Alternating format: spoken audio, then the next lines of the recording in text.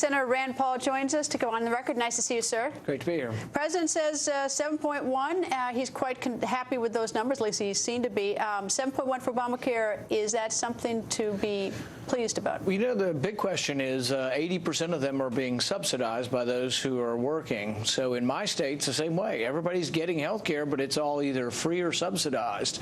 You know, the bill's going to come due at some point in time, and one of the ways the bill comes due is through rising premiums. You know, I think people are going to pay more for their insurance. Well, I mean, even Chet Burrell, Chief Executive Officer of Care First Blue Cross Blue Shield, says it's likely premium rate shocks are coming. And so that, I mean, they're warning us, the insurance companies. Well, even the president, I think, is anticipating this because the president's moved back the enrollment period. Mysteriously, I don't know why, but he's changed the enrollment period to like November 15th through December 1. After the election. So I think they're hoping that the sticker shock and the turmoil that's going to happen when people see their insurance premiums going up dramatically, they want to wait till after the election. I think that's dishonest. You know? But in your state, if 80% are getting free or subsidized, sticker shock really isn't going to be such a shock to them. Well, the interesting thing, it's even worse than that. 80% are getting Medicaid completely free. The other 20% are getting subsidized. Almost nobody in my state signed up to pay for insurance.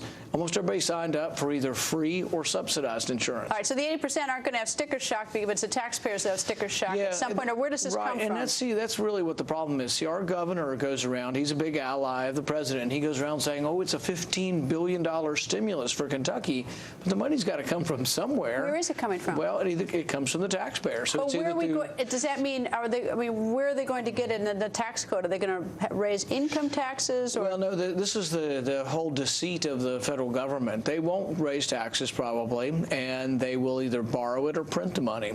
But the repercussions are the same. So let's say that your goal is to help poor people. You give them free health care. Sounds noble, but then by printing up money to pay for it, you raise their prices at the pump, you raise the prices for their food, and so as the currency loses its value, they think, oh, I got something for free, but then it turns out all their other stuff costs more, and in the end they say, gosh, I'm still poor, and I'm still struggling because big government really doesn't help poor people. So in the end, are all the people who are uninsured, or a good portion of them, are they now going to have insurance, have access to health care, even if there is a huge sticker price?